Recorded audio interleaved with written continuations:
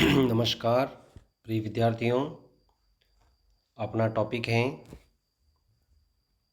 स्वतंत्र भारत की भू औद्योगिक नीति।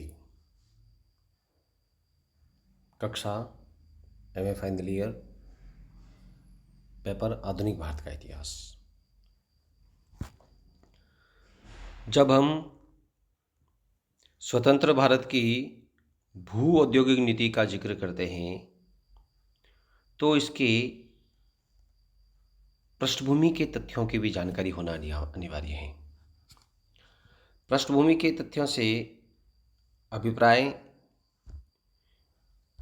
वे महत्वपूर्ण आधार हैं जिनसे हम औद्योगिक नीति के बारे में जानकारी प्राप्त कर सकते हैं। किसी देश की औद्योगिक नीति वह नीति है जिसका उद्देश्य उस देश के निर्माण उद्योग का विकास करना एवं उसे वांछित दिशा देना होता है।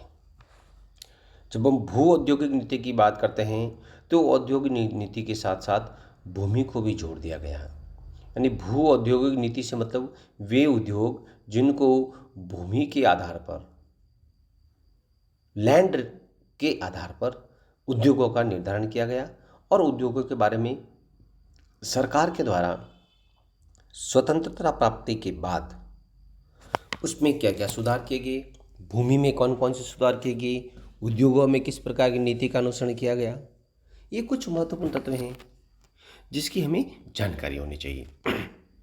हमें इस बात की जानकारी होनी चाहिए कि पूर्ववर्ती काल में ब्रिटिश सरकार ने रेतवाड़ी व्यवस्था, स्थायी बंदोबस्त और विभिन्न प्रकार के महलवाड़ी व्यवस्था और भी कई ऐसे भू राजस्व के छोटे छोटे नियम लागू करके किसानों को जकड़ दिया था। फलस्वरूप जब भारत आज़ाद हुआ उसके बाद में भारतीय अधिकारियों ने, भारत के बुद्धिजीवियों ने, राजस्व के संदर्भ में विशेषज्ञों ने और औद्योगिक नीति के संदर्भ में जो भी उद्योगों से रिलेटेड जो विशेषज्ञ थे, उन्होंने देश में एक आर्थिक प्रगति के लिए एक खाका तैयार किया जिसे भू औद्योगिक नीति के नाम से जाना गया। औद्योगिक नीति का अर्थ सरकार के उन निर्णयों एवं घोषणाओं से हैं जिसमें उद्योगों के लिए अपनाई जाने वाली नीतियां का उल्लेख किया जाता है। सरकार द्वारा बनाई गई औद्योगिक नीति से उस देश की औद्योगिक विकास के बारे में पता चलता है। हमें ये जानकारी होनी चाहिए कि औद्योगिक विकास, औद्योगिक नीति एक दूसरे का बहुत बड़ा संबंध है, क्योंकि औद्योगिक नीतियों के स्वरूप ही हम उद्योगों का विकास कर सकते हैं। अब उद्योगों के विकास के लिए उद्योगों के विकास से निम्नलिखित तथ्यों की हमें जानकारी मिलती है। जैसे औद्योगिक विकास की कार्य योजना एवं कार्य योजना की रणनीति क्या होगी, इसके बारे में औद्योगिक विकास से जानकारी मिलती।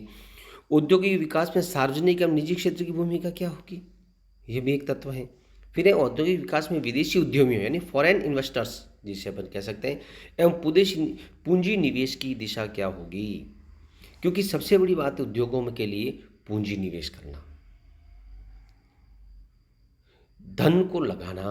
किसी भी बिजनेस के लिए, किसी भी व्यवसाय के लिए, किसी भी व्यापार के लिए धन की आवश्यकता होती है और वो धन किसी भी बिजनेस की शुरुआत की प्रथम सोपान होता है।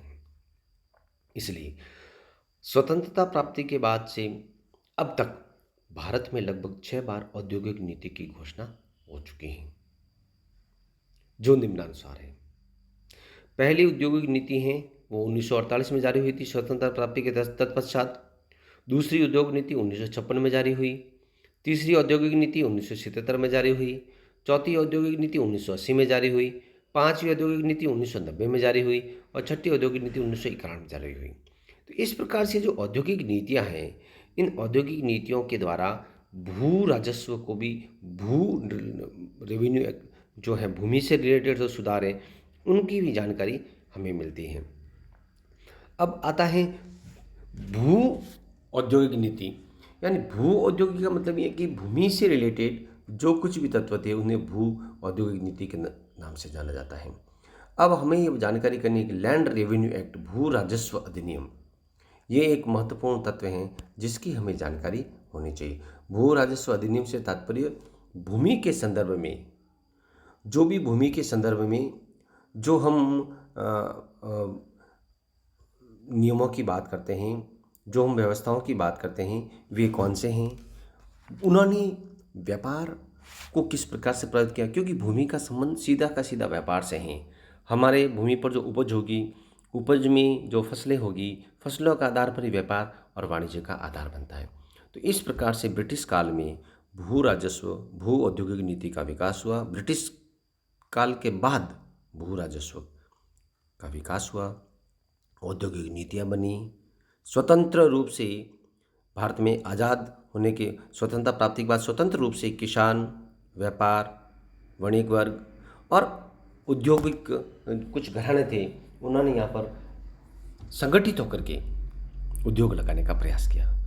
इस प्रकार से हमें इन सामान्य जानकारी होनी जरूरी है कि स्वतंत्रता प्राप्ति के बाद में भारत की भू औद्योगिक नीति क्या थी और उस भू औद्योगिक नीति के फलस्वरूप भारत में उद्योगों का विकास किस प्रकार हुआ, जीवन जीने का स्तर बढ़ा, आर्थिक संसाधन जुटाने के क्या आधार हुए, इन सब चीज़ों की जानकारी हमें इस भू औद्योगिक नीति के परिणाम स्वरूप मिलती हैं। धन्यवाद।